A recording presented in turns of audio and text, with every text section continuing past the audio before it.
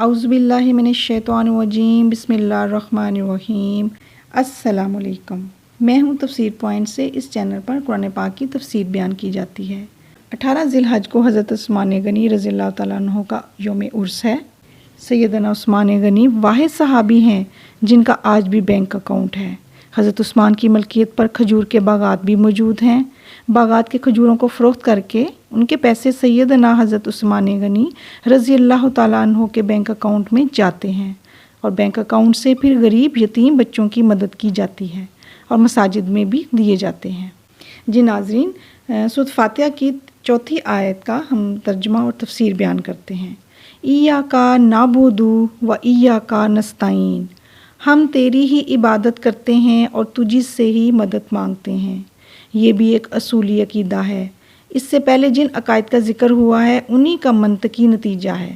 اللہ کے سوا کوئی بندگی اور عبادت کے قابل نہیں ہے، اور نہ کوئی اس قابل ہے کہ اس سے مدد مانگی جائے۔ یہ عقیدہ بھی اس میدان میں حق و باطل کے درمیان فرق کر کے رکھ دیتا ہے۔ اس سے یہ بات معلوم ہو جاتی ہے کہ ہر قسم کے غلاموں سے مکمل آزادی حاصل ہو، اور انسان کی جانب سے دوسرے انسانوں کی غلامی کی حقیقت کیا ہے۔ یہ اصول دراصل اس بات کا اعلان عام ہے کہ انسان کو مکمل اور بھرپور آزادی ملنی چاہیے۔ باطل نظام زندگی کی اطاعت سے آزادی، جب صرف ایک اللہ کی بندگی رہے اور صرف ایک خدا سے نصرت طلب ہو، تو انسانی ضمیر کو دوسرے انسانوں، جاہلی نظام حیات اور رسم و رواج کی جکڑ بندیوں سے آزادی نصیب ہوتی ہے۔ یہاں اس بات کی ضرورت محسوس ہوتی ہے کہ انسانی قوتوں، ہیومن پاورز اور کائناتی قوتوں، فزیکل پاورز کے بارے میں مسلمانوں کے نقطہ نظر کو واضح کر دیا جاتا ہے۔ ایک مسلمان کے نقطہ نظر سے انسانی قوت و اقتدار کی 2 قسمیں ہیں۔ ایک وہ قوت ہے جو ہدایت اور صراط مستقیم پر قائم ہوتی ہے اور اسلامی نظام زندگی کی مطیع ہوتی ہے۔ اس کے بارے میں ایک مسلمان کی پالیسی یہ ہوتی ہے کہ وہ بھلائی، سچائی اور اصلاحی کاموں میں اس کا معاون و مددگار ہوتا ہے اور اسے اپنا فرض منصبی سمجھتا ہے۔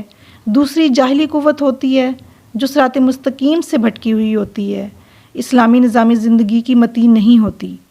اس کے بارے میں ایک مسلمان کی پالیسی یہ ہوتی ہے کہ وہ اس کا مقابلہ کرتا ہے، اس سے لڑتا ہے اور اسے ختم کر کے اس کی جگہ صحیح قوت و اقتدار قائم کرنے میں مدد دیتا ہے۔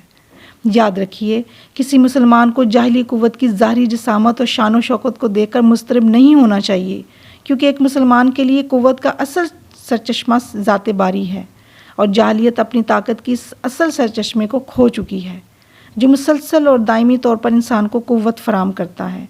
رہی طبیعتی قوت، تو اس کے ساتھ ایک مومن کا تعلق علم و معرفت اور دوستی و ہم آہنگی کا تعلق ہوتا ہے، خوف اور دشمنی کا نہیں ہوتا۔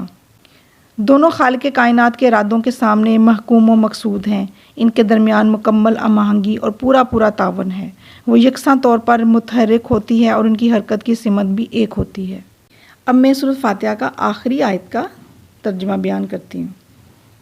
اہدنا الصراط المستقیم صراط الذین انعمت علیہم غیر المغضوب علیہم ولا الضالین۔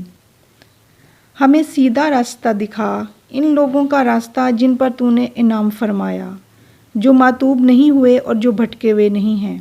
ہمیں سیدھا راستہ دکھا، یعنی ہمیں سیدھے اور منزل مقصود تک پہنچانے والے راستے کو سمجھنے کی توفیق دے، اور اس کو سمجھنے کے بعد اس پر چلنے کی استقامت دے، کیونکہ معرفت حق اور پھر اس پر استقامت دراصل اللہ کی رحمت، شفقت اور رہنمائی کا ثمرہ ہوتی ہے، اور اسی بارے میں اللہ کی طرف رجوع کرنا دراصل عقیدہ توحید کا ثمرہ ہے۔ لہٰذا ایک مومن جن معاملات میں اپنے رب سے مدد اور نصرت طلب کرتا ہے، ان میں سے صراط مستقیم پر چلنے کی توفیق کی دعا ایک نہایت ہی اہم اور عظیم مطلوب ہے۔ حقیقت یہ ہے کہ دنیاوی عقبہ کی سعادت اس پر موقوف ہے، اور انسان صراط مستقیم کی طرف رہنمائی پائے، اور صراط مستقیم تک رسائی دراصل اس الہی ناموس تک رسائی ہوتی ہے جو اس کائنات کی حرکت اور اس کے اندر اس چھوٹے سے انسان کی حرکت کے درمیان توازن و تناسق پیدا کر رہا ہے، اور ان دونوں کو اللہ رب العالمین کی طرف متوجہ کر رہا ہے۔ اس کے بارے میں باری تعالیٰ اس راستے کی حقیقت کو بیان فرماتے ہیں۔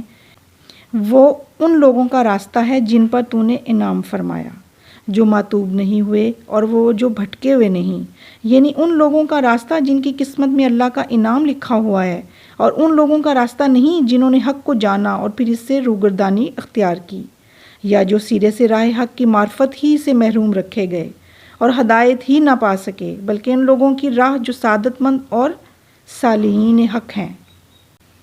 صحیح مسلم میں علماء حضور اکرم صلی اللہ علیہ وآلہ وسلم سے روایت ہے، اللہ تعالیٰ نے فرمایا کہ میں نے نماز کو اپنے اور اپنے بندے کے درمیان پورا تقسیم کر دیا ہے، نصف اپنے لیے اور نصف بندے کے لیے۔ میرے بندے کے لیے وہ سب کچھ ہے جو طلب کرے۔ جب بندہ کہتا ہے الحمدللہ رب العالمین تو اللہ تعالیٰ فرماتا ہے میرے بندے نے میری حمد اور تعریف کی، اور جب وہ الرحمن الرحیم ادا کرتا ہے تو اللہ تعالیٰ فرماتا ہے میرے بندے نے میری ثنا کی۔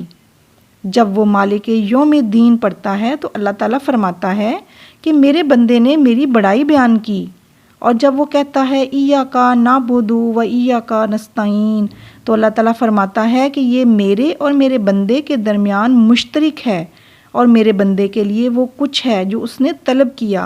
اور جب وہ اہدنا الصراط المستقیم صراط الذین انعمت علیہم غیر المغضوب علیہم ولا الضالین تک پڑھتا ہے تو اللہ تعالیٰ فرماتا ہے کہ یہ میرے بندے کے لیے ہے اور اس کے لیے وہ کچھ ہے جو اس نے مانگا۔ اس بیان اور تفسیر کی روشنی میں وہ حکمت کھل کر ہمارے سامنے آ جاتی ہے کہ جس کی بنا پر اللہ تعالیٰ نے اس سورت کو کم از کم 17 مرتبہ نماز کے دوران پڑھنا فرض قرار دیا ہے۔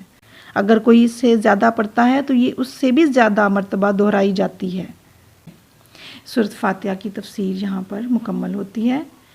اس کے بعد ہمیں انشاءاللہ تعالیٰ اگلی ویڈیو میں ہم سورۃ بقرہ سٹارٹ کریں گے۔ آخر میں اللہ تعالیٰ سے دعا ہے کہ اللہ تعالیٰ ہمیں قرآن پاک کو پڑھنے، سمجھنے اور اس پر عمل کرنے کی توفیق عطا فرمائے، آمین۔ اللہ تعالیٰ قرآن مجید میں فرماتا ہے جو کچھ تمہارے پاس دنیا میں ہے اور ایک دن وہ ختم ہو جائے گا، اور جو عمل تو اللہ تعالیٰ کے پاس بھیج دو گے وہ ہمیشہ باقی رہے گا۔ سبحان اللہ۔ تو ہم اپنا عمل اللہ تعالیٰ کے پاس انشاءاللہ تعالیٰ بہترین بھیجیں تاکہ ہمیں اس کا فائدہ آخرت میں ہو۔ اس کے ساتھ ہی اجازت دیجیے، اللہ حافظ۔